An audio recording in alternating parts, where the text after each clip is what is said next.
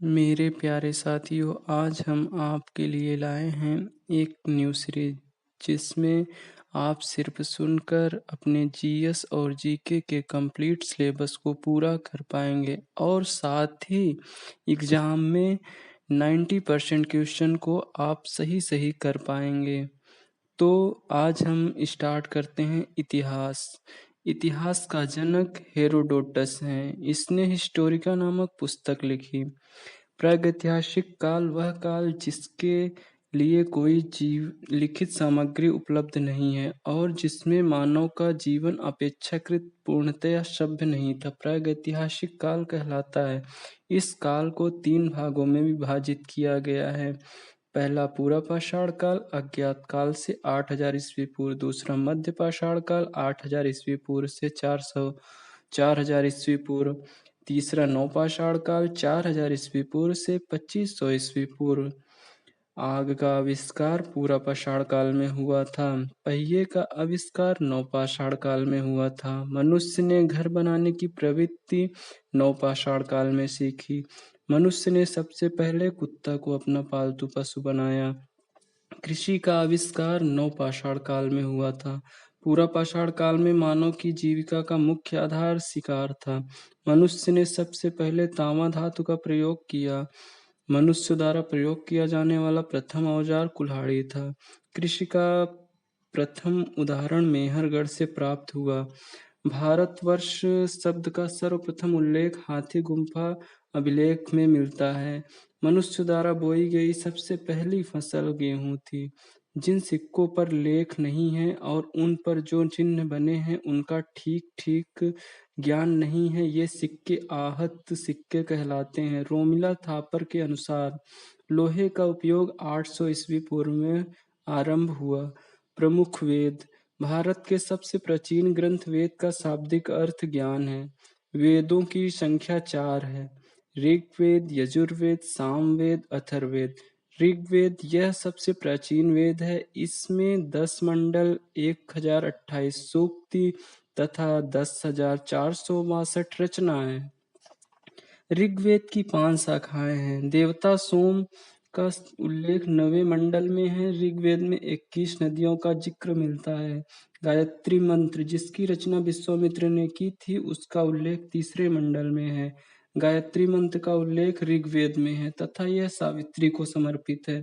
ऋग्वेद के 7वें मंडल में राजा सुदास तथा 10 अन्य राजाओं के बीच युद्ध का वर्णन है।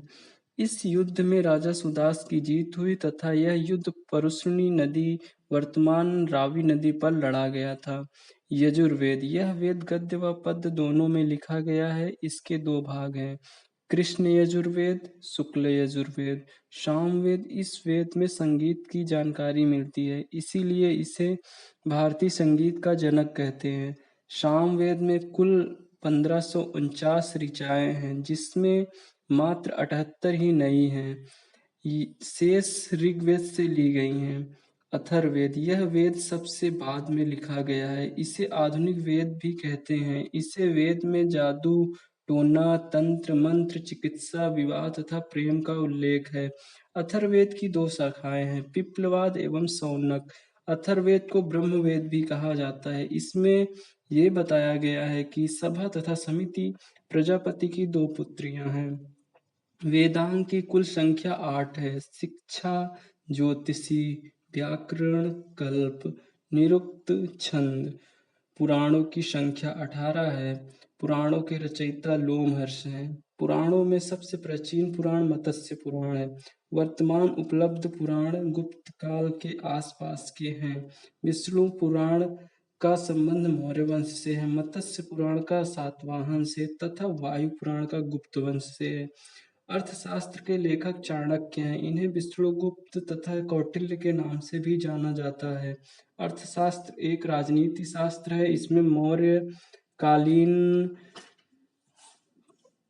इतिहास की जानकारी है। राजतरंगिणी पुस्तक के लेखक कल्हण हैं। इस पुस्तक में कश्मीर के राजाओं का उल्लेख है। अष्टाध्यायी पुस्तक के लेखक पाणिनि हैं। यह संस्कृत व्याकरण की पुस्तक है। सबसे प्राचीन स्मृति मनुस्मृति है। इसके लेखक मनु हैं। जैन साहित्य को आगम कहा जाता है। जैन धर्म का प्रारंभिक इतिहास कल्पसूत्र नामक पुस्तक में है। यह भद्रबाहु ने लिखी है। जातक कथाएं बौद्ध धर्म से संबंधित हैं। इसमें महात्मा बुद्ध के पुनर्जन्म की कहानियां हैं। भारत का सबसे प्राचीन नगर मोहनजोदड़ो था, जिसे मृतकों का टीला कहा जाता है। असम में पाए जाने वाले गिदन भारत का एकमात्र कपि है। सिंधु घाटी या हड़प्पा सभ्यता। सिंधु घाटी सभ्यता का काल 2500 ईस्वी पूर्व से 1750 ईस्वी पूर्व था। हड़प्पा टीले का सर्वप्रथम उल्लेख 1826 ईस्वी में चार्ल्स मैसन द्वारा किया गया।